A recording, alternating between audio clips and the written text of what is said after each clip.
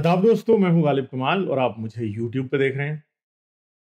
Pakistan power crisis से पिछले 20 साल से लड़ रहा है। हमारी पूरी नस्ल है जो कि पैदा और जवान ही इस पावर क्राइसिस के दौरान हुई है। ये मुशर्रफ दौर में किसी टाइम 2001 और 2002 के बाद शुरू हुआ था। मुझे एग्जैक्टली ये याद भी नहीं है कि किस टाइम लोड शेडिंग स्टार्ट हुई थी। और अभी 2023 में भी ये क्राइसिस पूरे तरीके से सॉल्व नहीं हो सका। पाकिस्तान में बिजली इंतहाई महंगी है। पाकिस्तान में पावर स्ट्रक्चर जो है वो नहीं इंफ्रास्ट्रक्चर डेवलप किया गया और शॉर्टफॉल हर साल बढ़ जाता है और जो है नए पावर प्रोजेक्ट्स उतने नहीं लगते। दासू पावर प्रोजेक्ट एक ऐसा प्रोजेक्ट है जिससे पाकिस्तान को एक सिग्निफिकेंट एनर्जी की डिमांड इसने पूरी करनी थी और चाइना की कंपनीज जो हैं वो इसके ऊपर काम कर रही हैं और ये जो है एक हाइड्रो इलेक्ट्रिक पावर प्रोजेक्ट बनाया जा रहा है।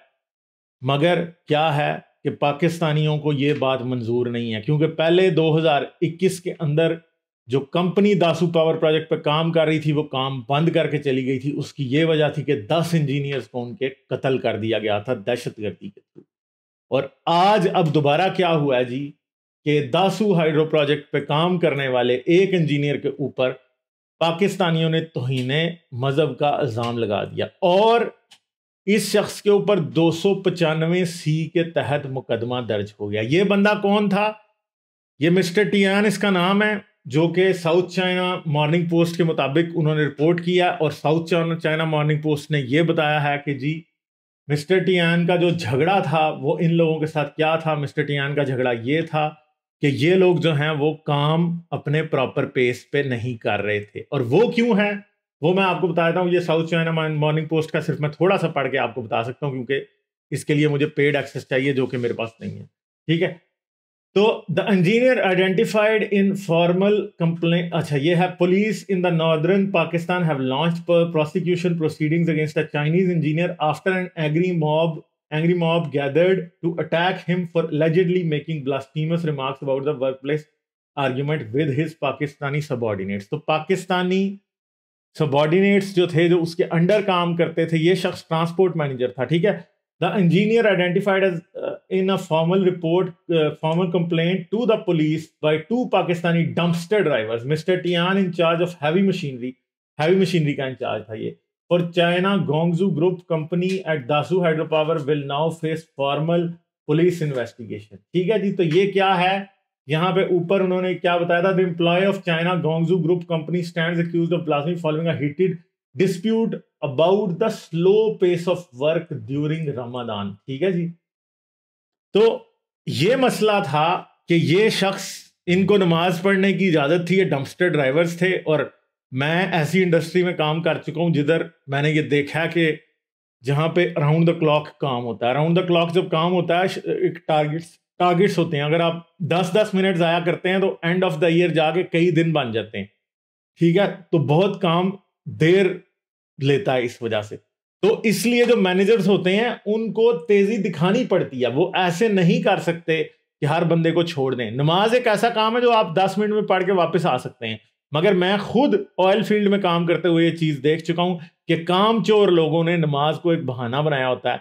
वो आधे घंटे के लिए नहीं, वो 1 घंटे के लिए गायब हो जाते हैं। वो 10 मिनट के बजाय जाके उससे डबल ट्रिपल टाइम लेके वापस आएंगे और आप उनको कुछ नहीं कह सकते। और मैं ये चीज फील कर चुका हूं ऑलरेडी, क्योंकि मैं भी एक नॉन मुस्लिम होते हुए इंडस्ट्री में जब काम करता था तो मुझे बहुत ख्याल रखना पड़ता था इस बात का कि यार इनके मजहब पे कोई बात ना चली जाए, क्योंकि इन्होंने मेरे पीछे पड़ जाना है।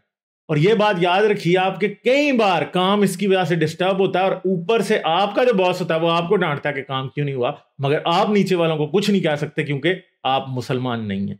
ठीक है, अब मैं तो था एक पाकिस्तानी, मैं तो समझता था ये चीज कि इसकी नजाकत क्या है, तो तरीके से बंदा बात चला लेता है। मगर वो अब एक चाइनीज बंदा था, उसको ना पाकिस्तान के कल्चर का पता है, उसे इस्लाम का ठेंगा भी नहीं पता। ठीक है, तो इन्होंने उस पर इल्जाम लगा दिया। अब हमें पता है कि पीछे खुशाब में जो है वो बैंक मैनेजर का जो कत्ल हुआ था वो भी इसी बात पे हुआ था। आपको पता है उसने क्या किया था? उस शख्स ने, जो गार्ड था, वो भी नमाजों के चक्कर में लेट आता था और मैनेजर ने उसे कहा कि यार तू नमाजों के चक्कर में लेट आता है। जाहिर बात है कि एक गार्ड बाहर खड़ा है, वो नमाज पढ़ने चला जाए, लेट आए, पीछे को डाका मार जाए तो क्या होगा? बैंक मैनेजर तो इस एंगल से सोच रहा ना। ठीक है, मगर ये जाहिल लोग जो हैं वो सिर्फ और सिर्फ अपनी काम चोरी के लिए नमाज को इस्तेमाल करते हैं, और फिर बाद में जब इनको कोई ये कहे कि आपने नमाज पे इतना टाइम क्यों लगाया, तो उसको ये ब्लास्फेमी बना लेते हैं। उस बंदे ने उसको मार दिया। ठीक है, फिर अभी प्रियंका कुमारा का जो केस है, प्रियंका कुमारा के केस में क्या था कि एक बाहर से टीम आनी थी जिसने आके फैक्ट्री की मशीनों का और स्टैंडर्ड का इन्वेस्टिगेशन की इंस्पेक्शन करनी थी। शायद कोई आईएसओ सर्टिफिकेशन हो, कोई यूरोपियन, कोई अमेरिकन, कोई और स्टैंडर्ड की सर्टिफिकेशन हो, क्योंकि जाहिर बात है जो गुड्स आप प्रोड्यूस करते हैं, इंटरनेशनल ऑर्गेनाइजेशंस उनकी क्वालिटी में इंटरेस्टेड होती हैं, इसके साथ साथ वो इस चीज में भी इंटरेस्टेड होती हैं कि आपका वर्क प्लेस कैसा है। ठीक है, वो और आईएसओ सर्टिफिकेशंस के लिए या और जो सर्टिफिकेशंस होती हैं उनके लिए वो सारी की सारी मशीनों की कंडीशन भी चेक करके जाती हैं। तो इन्होंने लब्बैकियों ने, जाहिलों ने अपने स्टिकर लगाए हुए थे लब्बैक लब्बैक या रसूलुल्लाह मशीनों के ऊपर। ठीक है, और उन्होंने या मोहम्मद या नबी उधर लगाया हुआ था।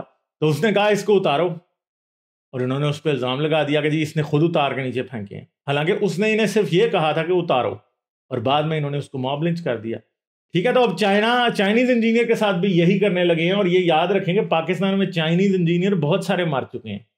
तालिबान ने भी मारे हैं, बीएलए वालों ने भी मारे हैं, और भी बहुत ज्यादा दहशतगर्दी में वो लोग मरे हैं, कोई कम नहीं मरे वो लोग। ठीक है, मगर चाइना अपने लोगों को एक्सपेंडेबल समझता है, इसलिए वो वापस आ जाते हैं। मैं आपको बताता हूं, पाकिस्तान में बहुत सारी यूरोपियन और अमेरिकन कंपनीज काम करती थी ईयर 2000 से पहले।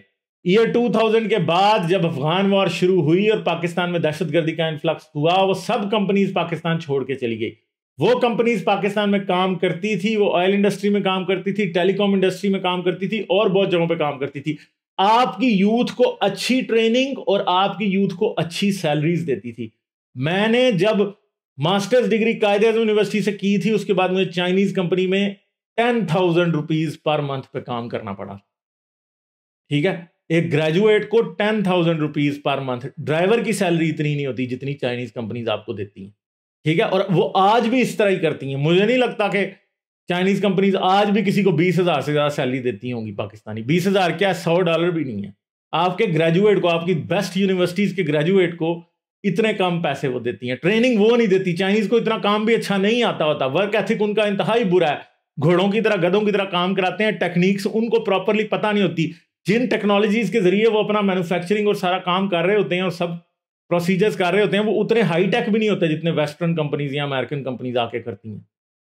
तो आपकी यूथ की ट्रेनिंग वो उस तरह की कर नहीं सकती। आपको कैपेबल इंजीनियर्स चाहिए। फिर दूसरी बात है कि चाइनीज कंपनी में आप घुसे, वो आपको इतनी जल्दी प्रमोशन ही नहीं देते। वो आपको इतनी जल्दी प्रमोशन नहीं देते। उनके लोग उधर से आते रहते हैं, और उनके यहाँ एक कल्चर है कि वो बहुत स्लो ग्राइंड से लोगों को चीजें सिखाते हैं। वो आपको अगली एक चीज सिखाने में कितना टाइम लगा देते हैं। क्यों ऐसा वो करते हैं? क्योंकि वो, उनका मसला ही है, उनके कंट्री का कल्चर एक जो कम्युनिस्ट और जो दूसरा उनका एक अथॉरिटेरियन किस्म का सिस्टम है, वहां से सिस्टम ऐसा निकल के आया कि वो लोगों को जल्दी चीजें सिखाते भी नहीं है। तो हर लिहाज से आपका नुकसान होता है, उनके लिहाज से भी। मगर वेस्टर्न कंपनीज ऑलरेडी जा चुकी हैं। चाइनीज आपके मुल्क में आज हैं, दासू पावर प्रोजेक्ट पे काम कर रहे हैं, और आपके तहरीक लबैक का फैलाया हुआ जहालत वाला पॉइजन जो है वो लोगों के अंदर इतना घुस चुका है कि अब कोई ये बात मानने को तैयार ही नहीं है कि यार ये काम चोरी का झगड़ा था, ये ब्लास्फेमी का मसला नहीं था। कोई भी नहीं मानेगा ये। और ये लबैकी हर जगह, मैं कहता हूं इनसे ज्यादा फजूल और जाहिल कोई है ही नहीं है पाकिस्तान में पूरे। जो सत्यानाश ये पाकिस्तान का कर रहे हैं ना, मेरी आप बात लिखवा लेंगे 10 साल बाद पाकिस्तान पिंजर में नहीं बचेगा। क्योंकि देख लें, अब पहले अपने लोगों पे लगाते थे, सबसे पहले माइनॉरिटीज पे लगाते थे। यानी पहले किसी बेचारे झाड़ू मारने वाले पे लगता था, किसी कूड़ा चुनने वाले पे, कोई क्रिश्चियन होता था, कहीं कोई सफाई कर रहा है, कुछ ऐसा मसला, उस पर लगा दिया। आसिया बीबी ने पानी पी लिया, उस पर लगा दिया। अब बात किधर पहुंच गई है? अब बात बॉसेस पे पहुंच गई है। आप अगर कहीं भी बॉस हैं और आपके सबॉर्डिनेट को इतनी सी गिठ जितनी लंबी दाढ़ी वाला मौलवी बैठा हुआ है और आपने उसे कह दिया कि तूने नमाज नहीं पढ़ी, तो उसने अपनी दाढ़ी के सर्टिफिकेट पे आपकी नौकरी की, आपकी जिंदगी खा जानी है, आपके बच्चे भूखे मर जाएंगे, आप रोड पे आ जाएंगे, आपको गोली भी मार सकता है वो। ये याद रखें, पाकिस्तान की वो एलीट जो समझती है कि हमारे पास बड़े हमारे पास बड़े कारोबार है, हम सनियारे हैं, हम फलां हैं, हम डिमका हैं, हम बिजनेस चला रहे हैं। भैया आप वनरेबल हो आज, क्योंकि लबैक वालों का एक भी बंदा, और ये याद रखें, ये लबैक वालों के बंदे अपनी नौकरी पे रखें ही ना। अगर आप समझते हैं कि आपके पास को पड़ा है, आई एम सॉरी, मैं तो अब आपको यही मशवरा दूंगा, इनको निकाल दो भाई, क्योंकि कोई पता नहीं है किस दिन इन्होंने आपके ऊपर इल्जाम लगा देना। अगर आपको पता लगता है ये लबाकिया है, उसे कहें भाई अल्लाह अपनी तनख्वाह फाड़ 2 महीने दी और मेरे पास मुझे बंदे और की जरूरत है, तुम जाओ यहां से, ठीक है, उसे निकाल दें आप, क्योंकि ये आप पे इल्जाम किसी भी टाइम लगा सकते हैं। आपकी फैक्ट्री है, आप किसी दुकान के मालिक हैं, आप कहीं पे भी बैठे हैं, ये आप पे कुछ भी लगा सकते हैं, क्योंकि ये बावले कुत्ते बन चुके हैं। खादिम हुसैन रिजवी ने जो गंद डाला है पाकिस्तान में, मैं आज आपको बता रहा हूं, ये मेरी बात आप लिख लें, अगर आपने तहरीक लबैक को नाथ ना डाली तो तहरीक तालिबान आप भूल जाएंगे, क्योंकि ये जो घटियापना पे, जिस घटियापने की लाइन पे ये ले गए हैं ना मुल्क को, उस पे कोई भी नहीं लेके गया। ये जाहिल, मतलब जिन्होंने कभी स्कूल की शक्ल नहीं देखी, मदरसों में गंद डालने वाले लोग जो हैं, ये अब आ गए हैं हर जगह पे, और इंतहाई जाहिल हैं ये, इतने जाहिल हैं कि आप सोच भी नहीं सकते ये कितने जाहिल हैं, इनको कोई पता नहीं है।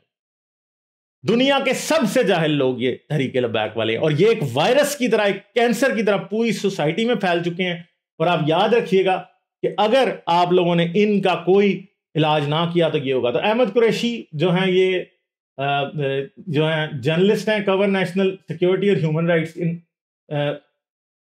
इन्होंने ये हमारा एक ट्वीट की थी, जो ट्वीट ये है कि पाकिस्तान पुलिस इन केपी के province arrest a China engineer accused of blasphemy. A Pakistani worker claimed the Chinese scolded him for dodging work under pretext of Ramadan prayers. तो जारी बात है, करते तो हैं ना, पाकिस्तानी कामचोर तो हैं। इसमें किसको इनकार है कि पाकिस्तानी कामचोर नहीं हैं कामचोर, ठीक है। अब उस शख्स को इन्होंने अरेस्ट कर लिया, जैसा भी था, बॉस था, उसने आई डोंट थिंक सो कि उसने ये बात कही होगी। जारी बात है, वो अगर काम ठीक कर रहा होता तो बॉस आपका खुश होता है, काम आप ठीक नहीं करते तो बॉस आपका नाराज होता है। बॉस को आपके रिलीजन से तो मसला नहीं है, वो आपकी जुबान भी नहीं बोलता था भाई। जो बीबीसी ने किया है रिपोर्ट और जो इंडिपेंडेंट ने रिपोर्ट किया, उसके मुताबिक इस शख्स को पाकिस्तानी जुबान नहीं आती थी, दरमियान में एक ट्रांसलेटर था और ट्रांसलेटर ट्रांसलेट कर रहा था कि, और जब अल्टरकेशन हुई है इनकी आपस में, तो ट्रांसलेटर था जिसने बाद में गालिबन या उसने ये कहा कि जी इस बंदे ने गुस्ताखी की है, और इन्होंने उसको फिर पहले इन्होंने बात दब गई है, फिर दूसरे दिन ये मस्जिद के मौलवी के पास गए और फिर नमाज के बाद जो है क्या शुरू हो गया, ये सारा तमाशा शुरू हो गया। तो यही होता है, ठीक है जी। तो ये है जी इंजीनियर जिसके ऊपर इल्ज़ाम लगा, ठीक है। और ये आप देख लें कि ये कोई मेरे ख्याल है कंपनी की और तस्वीर है पुरानी, ये अरेस्ट की तस्वीर नहीं है, ये पुरानी तस्वीर है कोई कंपनी की, क्योंकि ये देख लें आप, और पीछे कंपनी के बैनर्स लगे हैं, कंपनी प्रेमिसेस पे जहाँ पे काम हो रहा है वहाँ पे ये हेल्थ एंड सेफ्टी के बैनर्स वगैरह उर्दू में भी उन्होंने लिख के सारा कुछ लगाया हुआ है, ठीक है। और ये अब उस बेचारे को जेल में डाला हुआ है, ठीक है, और अब वो थाने में बंद है और सिक्योरिटी के अंदर उसका रिमांड वगैरह हो चुका है। और अब क्या होगा, आगे बात जाएगी। तो ये एफआईआर की कॉपी है जी। इस एफआईआर में से मैं कुछ आपको थोड़ा सा पढ़ के दिखा देता हूँ, ठीक है। बवक्त वकुआ जोहर की नमाज के लिए जाए वकुआ बाला गए हुए थे, ये जो ड्राइवर्स थे ये पढ़ने नमाज गए हुए थे, वहां जाकर अल्लाह रब्बुल इज़्ज़त और मुसलमानों के नबी हजरत मोहम्मद की शान में जुबानी तौर पर तौहीन अमेज अल्फाज और तान अमेज इशारे अल्फाज अदा किए। इसके इस फेल पर इस इलाके में आज बवक्त नमाज मगरिब हज़ारों की तादाद में लोगों ने मुख्तलिफ मकामात पर जमा होकर मजहबी नफरत को भड़काने, अंदरूनी खलफशार और इलाके में खौफ व हिरास और दहशत फैलाने का बायस बना। इस फेल की वजह से ज़िला अपर कोहिस्तान में जगह जगह पर शदीद अवामी मुजाहरे शुरू हो गए। मतज़क्करा बाला मुल्ज़िम का ये फेल काबिल मुआख़ज़ा जराइम बाला का पा कर हस्बे ज़ाब्ता गिरफ्तार करके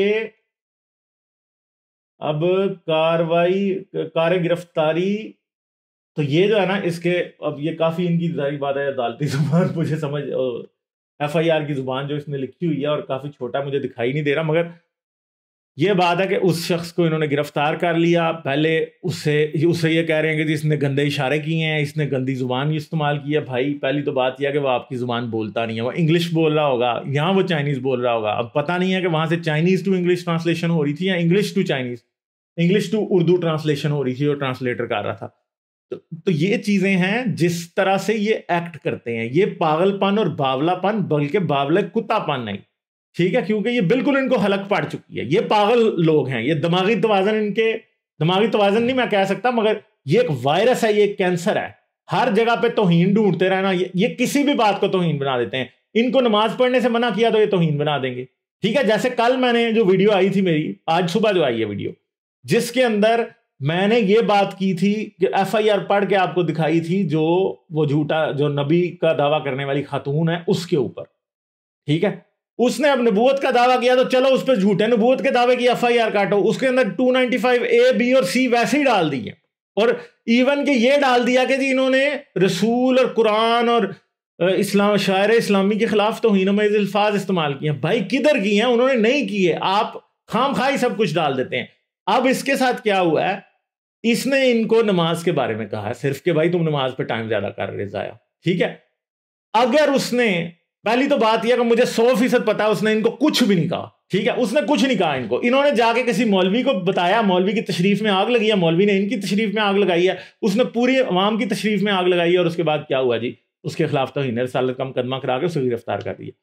होता क्या है, ये क्या करते हैं, इस बंदे ने अगर तौहीन की भी होती, पहली तो बात मैं आपको गारंटी दे सकता हूं कि इसने नहीं की होगी। इन गधों को समझ ही नहीं आई होगी कि वो क्या कह रहा है। अगर उसने इंग्लिश में कहा तो तब नहीं इनको समझ आई, अगर चाइनीज में कहा तो ट्रांसलेटर को भी चाहे सही चाइनीज ना आती हो, ये भी नहीं हमें पता, ठीक है। अच्छा जी, तो अब क्या हुआ है, बड़ी हद है, ये उस पर 295A का मुकदमा काट सकते थे अगर उसने कुछ किया होता, मगर इन्होंने सीधा C का काट दिया कि रसूल को कहा है। मतलब ये इतना घटिया कानून है और इतनी घटिया पुलिस है इस मुल्क की कि किसी भी बंदे को 295C में, 295A में चलो बंदा जाएगा 5 साल के लिए अंदर, 3 साल के लिए अंदर, ये सीधा सजाए मौत के ऊपर ही उसको चढ़ा देते हैं, ठीक है। ये बात इस हद तक है। अब चाइनीज गवर्नमेंट क्या करेगी, मुझे लगता है वो अपना इंजीनियर वापस ले जाएगी, होपफुली इसका स्पीडी ट्रायल होगा। मगर मसला यह है कि आप चाइना जो कि पाकिस्तान की तरक्की में या पाकिस्तान में पावर क्राइसिस को सॉल्व करने में कुछ अपना रोल अदा कर सकता है, बाकी कोई नहीं कर सकता, क्योंकि आपने किसी को नहीं छोड़ा अब इस काबिल। इधर आके कोई गोरा नहीं बैठ सकता, आके किसी हाइड्रो प्रोजेक्ट पे बैठे 5 साल के लिए वो इधर काम करे, नहीं बैठ सकता भाई। अब कोई चाइनीज अगर आ रहा है, वो आपको काम करके दे रहे हैं, तो आप उनके साथ भी मार रहे हैं। यानी आप आज ये रास्ता भी खुल गया है, ये याद रखें, चाइना इस काबिल है कि वो सारी वर्कफोर्स अपनी ले आए। और हो सकता है अब कि इन बेगारतों को जो नौकरी मिली हुई थी, मेरी बात याद रखना, आप इस कल्चर को समझने की कोशिश करें कि इन बेगारतों को जो नौकरी मिली हुई थी, कि ये गाड़ियां चला रहे थे, ये सारा कुछ कर रहे थे, वो चाइनीज अब और लोग इधर आएंगे और इनमें से बहुत से लोगों की नौकरियां चली जाएंगी यहां से। ये मेरी आज आप बात लिख लें, ये बंदे तो चाइनीज नहीं रहने देंगे, जिन बंदों ने कंप्लेन किया ना, वो बंदे तो वो नहीं रहने देंगे, ठीक है। और ये भी हो सकता है कि उन बंदों के ऊपर चाइनीज गवर्नमेंट ही कोई पाकिस्तानी गवर्नमेंट से एक्शन करवा दे, हो सकता है करवा दे, ठीक है। दूसरी बात है कि क्या, मैं अगली बात नहीं करना चाहता वैसे, क्योंकि इसका एक ये वाला एस्पेक्ट इतना वो है, मगर तरीके लबैक वालों की अब औकात देख लीजिएगा आप। ये बंदा जब जाएगा यहां से, तो क्या ये आसिया बीबी की तरह इधर मुजाहरे करेंगे? इनकी मां मर जाएगी। जाके चाइनीज एम्बेसी के बाहर करोगे मुजाहरा, जरा करके तो दिखाओ, तुम्हें उल्टा लटका देंगे। हाफिज साद हुसैन रिजवी की ना दाढ़ी काट के ना, तो उससे रस्सी बना के उसी से उसको फांसी दे देंगे, ठीक है।